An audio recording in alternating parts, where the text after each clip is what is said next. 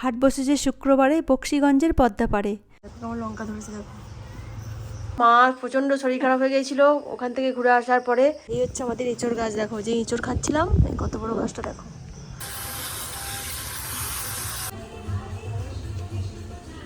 মানে কলকাতার মানে রাস্তাঘাট বৃষ্টি হলেই বোঝা যায় যে কত জঘন্য। যখনই আসে আমি আর লোভ সামলাতে পারি না, আমার জিভে জল চলে আসে খাওয়ার জন্য।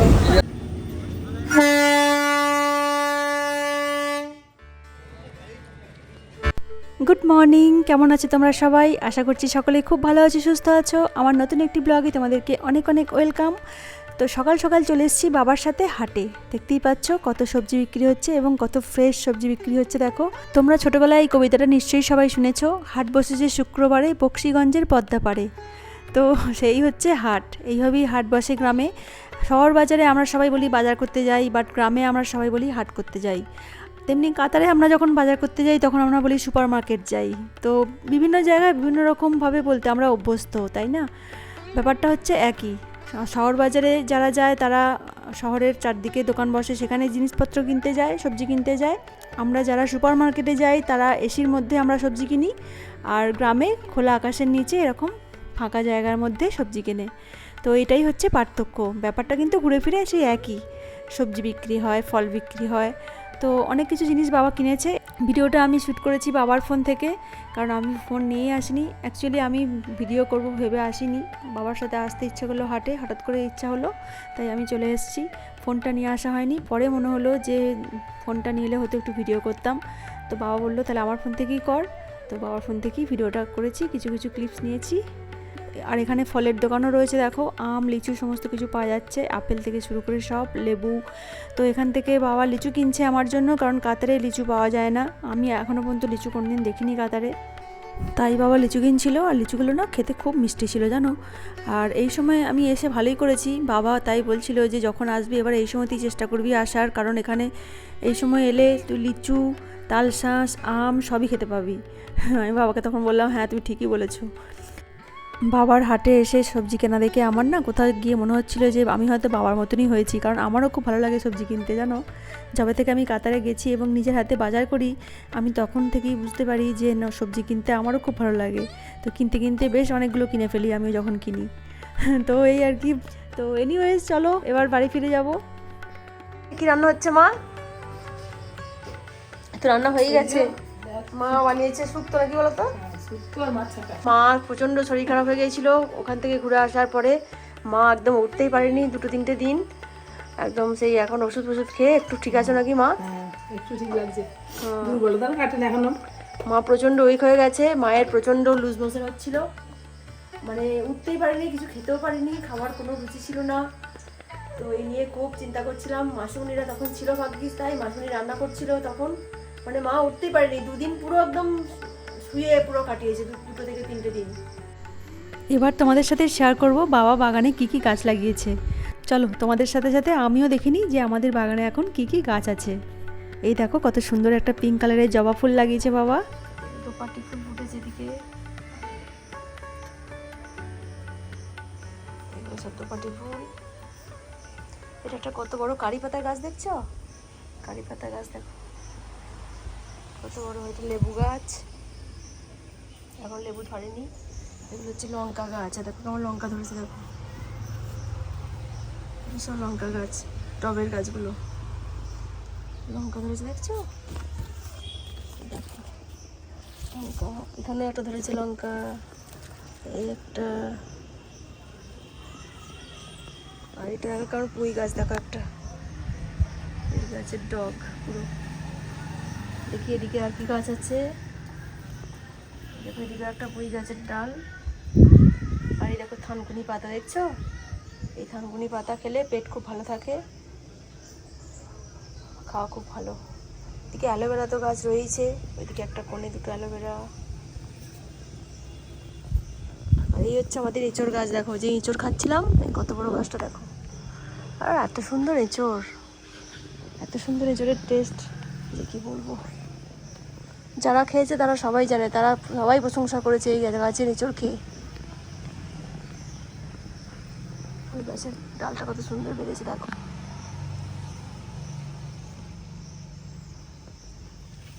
আমার বাবা এই বাগান এত ভালোবাসে, বাগানের দেখো গাছে একটাও এক্সট্রা পাতা পড়ে নেই, সব পরিষ্কার করে রেগুলার এভরিডে।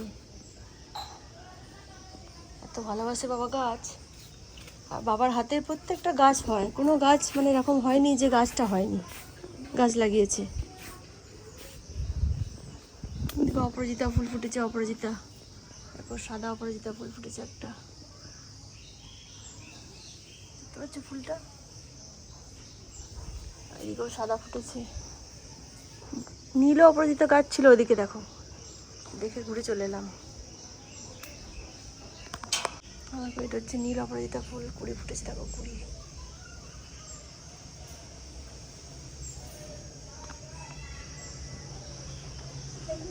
ভিতরে একটা ফুল ফুটেছে, বাইরে থেকে দেখাচ্ছি তোমাদের।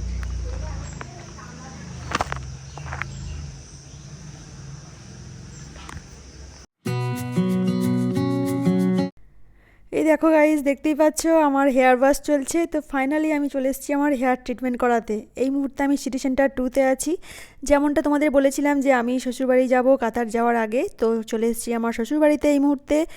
লাস্ট 2 দিন কোনো রকম ব্লগ করা হয়নি। গতকাল আমি আমার হেয়ার কাটও করিয়ে নিয়েছি, ফাইনাল রেজাল্ট তোমরা একটু পরেই দেখতে পাবে। তো হেয়ার কাট আমি করেছিলাম আমাদের গ্রামের পাশেই একটা গ্রাম আছে, আমার বোনের মতন হয়, ওর পার্লার আছে, তো সব রকম কাজও জানে, খুব ভালো ওর হাতের কাজ, তাই ওর কাছে আমি হেয়ারটা কাট করিয়েছি। আর হেয়ার কাটটা খুব ভালোও হয়েছে, তোমাদের সাথে একটু পরেই শেয়ার করব, একবারে ট্রিটমেন্ট হওয়ার পরই তোমরা দেখতে পাবে। তো এই মুহূর্তে চলছে আমার হেয়ার ওয়াশ, এরপর ট্রিটমেন্ট স্টার্ট হবে। তো জানো তো সকাল থেকে আজকে প্রচণ্ড বৃষ্টি পড়ছে, মানে সকাল থেকে বললে ভুল হবে, বাড়ি থেকে আমি আজকে এসেছি তখন বৃষ্টি হয়নি, মেঘ করেছিল বাট বৃষ্টি হয়নি। যখনই আমি কলকাতায় পৌঁছেছি সঙ্গে সঙ্গে বৃষ্টি শুরু হয়ে গেছে। ব্যাস আমার আর ব্লগও করা হয়নি, এমন বৃষ্টি হচ্ছে যে পুরো ভিজেই গেছি জানো, ছাতা নিয়ে এসেছি তা সত্ত্বেও ভিজে গেছি, প্যান্ট সব ভিজে গেছে। এরপর ট্রিটমেন্ট স্টার্ট হবে, তো ফাইনাল রেজাল্ট দেখার জন্য একটু ওয়েট করো, কেমন লাগে। আমিও প্রথমবার এখানে করাচ্ছি, আর কেমন রেজাল্ট হয় সেটাও তোমরা দেখতে পাবে।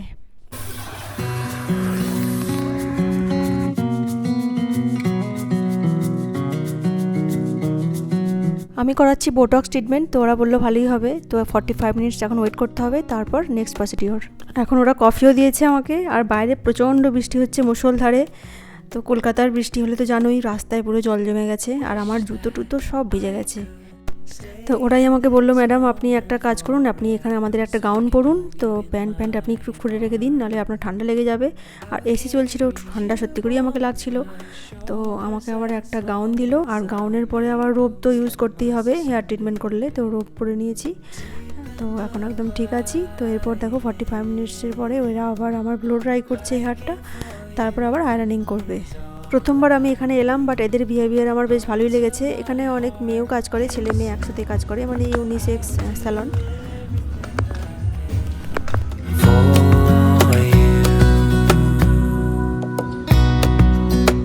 আয়রনিং করা হয়ে গেছে, এরপর এরা 10 মিনিট ওয়েট করবে, তারপর আমার চুলটা আবার ওয়াশ করবে। পুরো প্রসেসিংটা করতে টাইম লেগেছিল মোটামুটি 3 ঘন্টা 3.5 ঘন্টার মতন। তো এখন হেয়ার ওয়াশ হচ্ছে দেখো। Beyond your own, but no matter what comes your way, I will stay right here beside you to catch you if you fall, and deep and abiding, liking for you is all I need, until my heart gives in. তো final result তোমরা দেখে নিলে, কেমন লাগছে দেখে আমাকে জানিও। তবে হ্যাঁ, হেয়ার কালারটা একটু চেঞ্জ হয়ে গেছে, হালকা লাইট হয়ে গেছে। তো এনিওয়েজ এবার পেমেন্ট করব, আর এই শ্যাম্পু আর মাস্কটা নিলাম, এরপর বাড়ি যাব। Good morning. তো দেখতেই পাচ্ছ ব্যাকগ্রাউন্ডটা, এটা হচ্ছে আমি আমার শ্বশুরবাড়িতে রয়েছে এই মুহূর্তে। আমি কালকে এসেছি, আসার পরে আমি স্যালন গিয়েছিলাম, স্যালনে আমি হেয়ার ট্রিটমেন্ট করেছি। তো তারপর এখানে এসেছি, আর কালকে জানো তো প্রচুর বৃষ্টি হয়েছে, মানে কলকাতার মানে রাস্তাঘাট বৃষ্টি হলেই বোঝা যায় যে কত জঘন্য রাস্তা, এত জল, মানে কি বলবো, পুরো ভিজে আমি বাড়ি এসেছি জানো, ছাতা নিয়ে গিয়েছিলাম তাও ভিজেছি, প্রচণ্ড বৃষ্টি হয়েছে। আমি আর ব্লগ করিনি, ফোন আমি ব্যাগের মধ্যেই ঢুকে রেখেছিলাম, বৃষ্টি হচ্ছিলো, আর হাতে ছাতা, খুব অসুবিধা হয়েছে। তো যাই হোক, দেখতেই পাচ্ছ আমার হেয়ারটা চেঞ্জ হয়ে গেছে, কতদিন স্টে করবে জানি না, দেখা যাক। এর আগেও আমি অনেকবার করেছি, কারণ কাতারে তো জানোই সব জিনিসের প্রচুর দাম, এগুলো করতে ভীষণ গায়ে লাগে কাতারে। তো ভাবলাম এলাম যখন করে যাই। তো ওই আর কি, সকালবেলা ঘুম থেকে উঠে এখন জেঠু এসছে এখানে, তো জেঠুর সাথে গল্প হলো, সবার সাথে অনেকক্ষণ বসে গল্প হলো। কালকেও সন্ধ্যেবেলায় গল্প হলো, চপ টপ দিয়ে মুড়ি খাওয়া হয়েছিল। আমি আর ব্লগ করিনি, কারণ একদিনের জন্য শ্বশুরবাড়ি আসি, সবসময় ক্যামেরা ধরে ব্লগ করতে আমার ভালো লাগে না, খারাপ লাগে। তারপর রাত্রে খাবার খেলাম, খেয়ে শুলাম। সকালবেলা উঠে আবার গল্প হচ্ছিলো। এখন ফল খেলাম, এখন যেটা ফল খাচ্ছে, আমার খাওয়া হয়ে গেল জাস্ট। তারপরেই ভাবলাম ব্লগটা স্টার্ট করি। আমি আজকেই আবার বেরিয়ে যাব ব্রেকফাস্ট করে আমার বাড়ি। কালকে থাকবো, কালকে বাদ দিয়ে পরশু দিন রাতে আমার ফ্লাইট কাতার ফেরার। তো এই হচ্ছে আপডেট। একটা ব্যাকগ্রাউন্ডে একটা কিছু আওয়াজ পাচ্ছ নিশ্চয়ই, জানি না কোথায় কিছু একটা আওয়াজ হচ্ছে, জানি না পাশের ফ্ল্যাটে কিছু আওয়াজ হচ্ছে হয়তো। তো চলো ব্লগটা স্টার্ট করছি। অল্প অল্প করে তোমাদের সাথে শেয়ার করে দেবো। বাড়িতে যাবো, বাড়িতে গিয়ে কী হবে না হবে, যদি ইচ্ছা হয় ব্লগ করবো। তো তোমরা দেখতে থাকো ব্লগগুলো, কেমন লাগছে জানিও। আর এইভাবেই পাশে থেকো। আর যদি ভালো লাগে আমার ভিডিওগুলো তাহলে অবশ্যই সাবস্ক্রাইব করো। তো দেখা হচ্ছে আবার পরে। চলো এখন আমাদের তো আমি মাছকে একটু হেল্প করবো। আজকে আমাদের ব্রেকফাস্টে বানানো হবে ডালিয়া। তো আলু টালু পেঁয়াজ টেয়াজ গাজর এই সমস্ত কিছু দিয়ে করবে। তো ওগুলো আমি কেটে মাছকে হেল্প করবো, মাছই বানাবে, তারপর খাবো, খেয়ে বেরিয়ে যাবো। তো চলো দেখতে থাকো ব্লগটা। এই ব্যাগটা জানো তো আমি কাতার থেকে নিয়ে এসেছি মায়ের জন্য। এই বড় ব্যাগটা অনেকটাই জায়গা ধরবে। মায়ের না এই ধরনের ব্যাগ খুব পছন্দ, অনেক দিন থেকে ছিল। মানে দুটো একটা শাড়ি ঢুকবে, ছাতা ঢুকবে, এরকম একটু বড় টাইপের ব্যাগ মায়ের খুব পছন্দ ছিল। তো এই ব্যাগটাই আমি কাতার থেকে নিয়ে এসেছি মায়ের জন্য। দেখাও আছে এখানে, দেখো কাতার। তো ব্যাগটা না ওই ইয়ে থেকে নিয়েছি, মুসাফির বলে একটা ব্র্যান্ড আছে আমার মনে হয়, যতদূর মনে পড়ছে, ওখান থেকে নিয়েছি। তো ব্যাগটা বেশ ভালো হয়েছে দেখতে, তাই না? যখন কিনেছিলাম মাকেই ভিডিও কলে দেখিয়েছিলাম যে কেমন লাগছে কালারটা দেখো। তো মা বলেছিল ভালো লাগছে, তো নিয়ে এসেছি। আর তোমাদের সাথে আলাদা করে দেখানো হয়নি, ভাবলাম এখন একটু বলে দিই। এই ব্যাগটা আমি জাস্ট একটা ব্যাগে নিয়ে এসেছি, বেশি কিছু নিয়ে আসিনি। আর আমি আমার বাড়ি থেকেই একবারে ডাইরেক্ট এয়ারপোর্ট যাব, তাই পাখিদের সাথে আর দেখা হবে না, তাই ভাবলাম দেখা করে যাই। আমি রেডি হয়ে গেছি, এবার বেরোবো। বাজে ঘড়িতে 11:35। আমাদের গ্রামের সামনে যে ট্রেনটা যায় সেই ট্রেনটায় যাবো। এখান থেকে হাওড়া পর্যন্ত বাসে যাবো, দেখি যদি এসি বাস পাই তো এসি বাসে যাবো। আর চলো তাহলে যাওয়া যাক, বাই, চলো লেটস গো। ও গাইস, বেরিয়ে পড়েছি। এখান থেকে যাব বড়বাজার, বড়বাজার থেকে যাব বাড়ি। ট্রেন ধরে যাব, বড়বাজারে আমাকে যেতে হবে, একটা জিনিস কেনার আছে। তো ওইটা কিনে নিয়ে তারপর হাওড়া স্টেশনে যাব। আর আমাদের গ্রামের সামনে দিয়ে যে ট্রেনটা যায় ওই ট্রেনটাতে যাব, খুব সুবিধা হবে। আর ট্রেনে করে গেলে অত জার্নিও লাগবে না, আর তাড়াতাড়ি পৌঁছেও যাব। হেয়ার ট্রিটমেন্টটা করে কিন্তু বেশ ভালো লাগছে। এখন জানি না কতদিন স্টে করবে, 3 দিন পরে ওয়াশ করতে বলেছে। শ্যাম্পু মাস্ক দুটোই কিনে নিয়েছি, যেগুলো লাগাতে বলেছে। আমি গিয়েছিলাম সিটি সেন্টার 2-তে একটা স্যালনে। এর আগেও আমি করিয়েছিলাম সিটি সেন্টার 2-তেই করিয়েছিলাম, বাট অন্য স্যালনে করিয়েছিলাম। এবারে করালাম একটা অন্য স্যালনে, এই প্রথমবার করালাম। কেমন রেজাল্ট হয় তোমাদের সাথে শেয়ার করবো। যারা কলকাতায় থাকো তারা যদি করাতে চাও, কেউ যদি আমার ভিডিও দেখে থাকো, তাহলে তোমাদের সাথে শেয়ার করে দেবো কেমন এফেক্ট হলো, রেজাল্ট। তবে করেছি খুব ভালো, যে ছেলেটা করেছে তার হাত খুব ভালো। আমার দেখে মনে হলো ভালোই হবে, তারপর জানি না, দেখা যাক। আমি উঠলাম এয়ারপোর্ট হাওড়া এসি বাসে। খুব গরম পড়েছে, প্রচুর গরম, তো বাধ্য হয়ে এসি বাসে উঠলাম, একটু আরাম করে যাওয়া যাবে।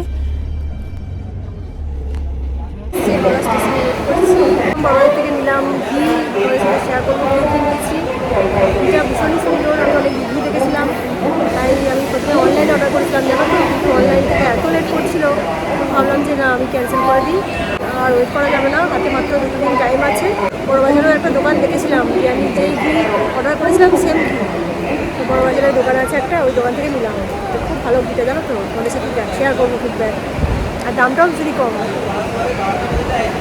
তো এখন ওয়েট করছি, আর 10-15 মিনিট পরে ওখানে চলে যাবো, ততক্ষণে ট্রেন দিয়ে দেবে, 2:45-এ ছাড়বে। এখন বাজে 2:17। কিছুদিন আগে ট্রেনে জার্নি করলাম, আবার অনেক ট্রেনে জার্নি করছি, এখন বেশ ভালো লাগছে। মাঝে মাঝে ভালো লাগে ট্রেনে জার্নি করতে।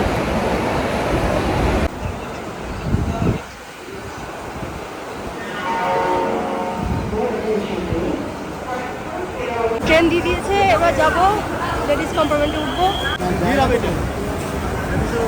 2:45-এ ছাড়বে, এখন বাজে 2:26।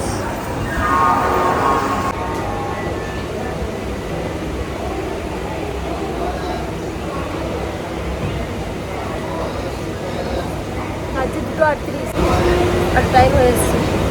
এখান থেকে আমরা যেখানে নামবো জায়গাটার নাম হচ্ছে মশাগ্রাম। মশাগ্রামে এখান থেকে লাগবে মোটামুটি 1.5 ঘন্টার মতো। 4:15 পৌঁছাবো মশাগ্রামে।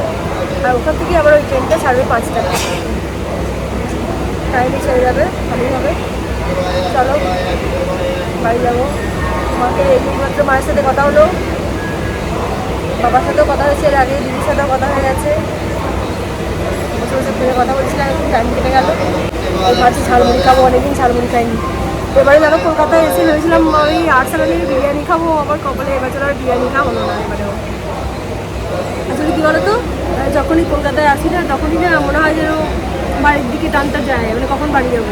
তখন এসে 4 দিন ছিলাম, তারপর আমাদের হরিসভা ছিল বলে চলে গেলাম। আর এবারেও ইচ্ছে ছিল যে 4-5 দিন থাকবো, বাট আমার শরীর খারাপের জন্য আমি আসতে পারলাম না। শরীরটা খুবই খারাপ ছিল, কি আর করা যাবে। তাড়াতাড়ি যা বিরিয়ানি পাই যায় তাই খেতে হবে। তবে আর্টসালানের বিরিয়ানি সত্যি কতদিন খাইনি, খেতে ইচ্ছা করছে। মানে বিরিয়ানির স্বাদটাই মনে হচ্ছে যেন ভুলে গেছি, এখন মনে হচ্ছে খুব মানে মিস করছি বিরিয়ানিটা।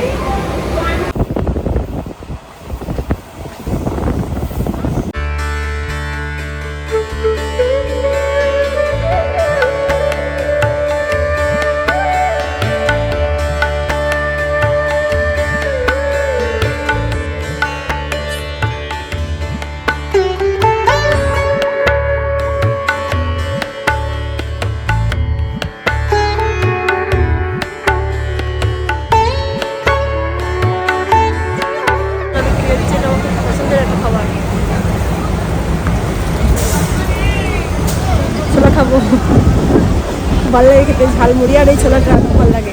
কে কে আমার মতো পছন্দ করো অবশ্যই কমেন্টে জানিও। যখনই আসে আমি আর লোভ সামলাতে পারি না, আমার জিভে জল চলে আসে খাওয়ার জন্য। আচ্ছা তো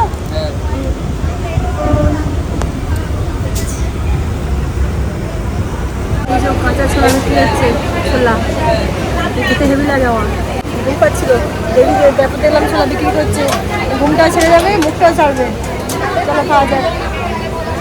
হ্যাঁ মুখটা ছাড়লো।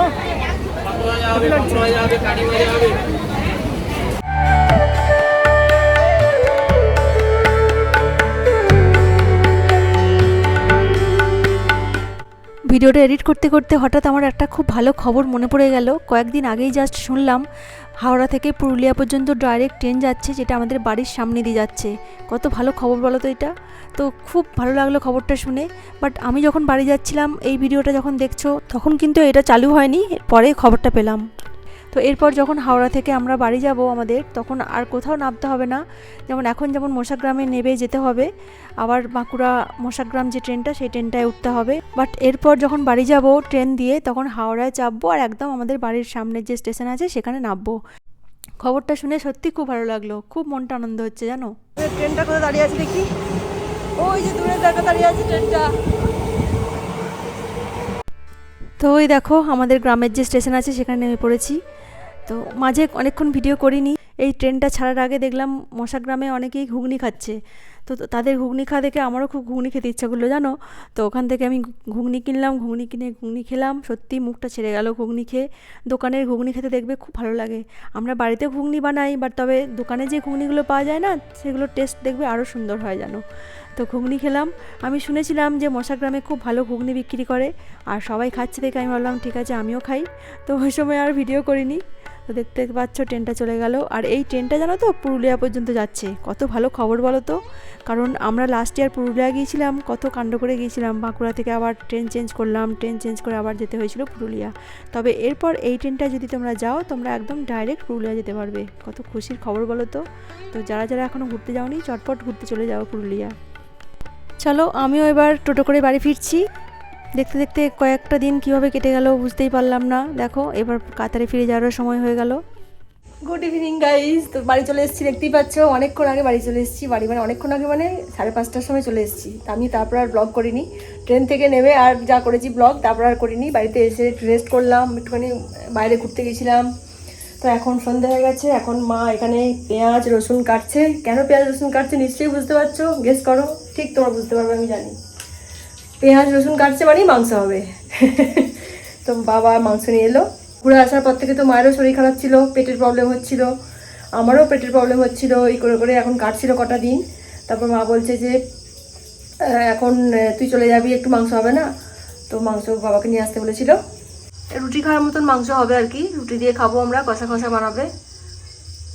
মা কেমন আছে এখন? রয়েছি মোটামুটি ঠিকই। কালকে ছিলাম না আমি, মা কালকে বলছিল ঘরটা কালকে ফাঁকা ফাঁকা লাগছিল, আবার তুই চলে যাবি আবার ঘরটা ফাঁকা হয়ে যাবে।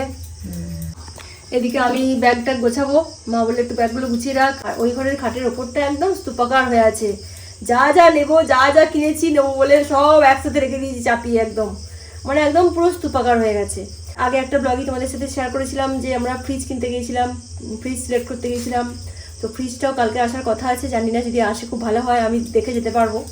যে ফ্রিজটা আমরা সিলেক্ট করেছি ভীষণ সুন্দর দেখতে, খুব ভালো লেগেছে, আমাদের সবার খুব পছন্দ হয়েছে।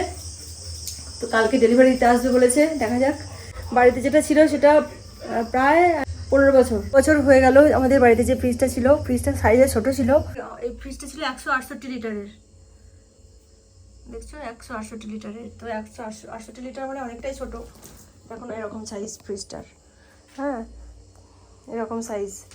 তো সেই জন্য ফ্রিজটাকে চেঞ্জ করা হচ্ছে, একটু বড় ফ্রিজ আসবে, মানে 200 লিটারের ফ্রিজ আসবে আর কি, 207 লিটার মতন।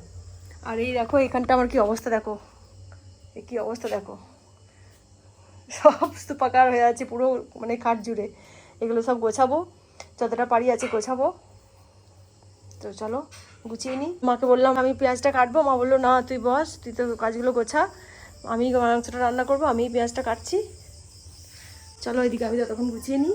কী কী আমি এখান থেকে নিয়ে যাচ্ছি তার একটা ব্লগ তোমাদের সাথে শেয়ার করবো, মানে কী কী আমি শপিং করেছি, করে নিয়ে যাচ্ছি। তো কাতারে গিয়ে তোমাদের সাথে শেয়ার করবো। এখন জাস্ট সব ভরে নিচ্ছি, কেনার সময় সব কিনে নিয়েছি, এখন ব্যাগে ভরবো। এখন 30 কেজির মধ্যে আমাকে করতে হবে, মানে 30 কেজি নয়, বাবা বলেছে কম করে 2 কেজি কম নিবি, 30 কেজি পুরোপুরি নিতে হবে না। বাই চান্স যদি বেড়ে যায় তাহলে কিন্তু প্রবলেম হয়ে যাবে। ওই যেভাবে আমি ওজন করব, যেভাবে কাতারে ওজন করেছিলাম তোমাদেরকে বলেছিলাম, ওয়েট মেশিন আছে এখানে, তো ওয়েট মেশিনের মধ্যেই ওজন করে নেব। যেভাবে কাতারে ওজন করেছি সেভাবেই করব। তো দেখা যাক কতটা কি নিয়ে যেতে পারি। তো এই আর কি, চলো গুছিয়ে নিই।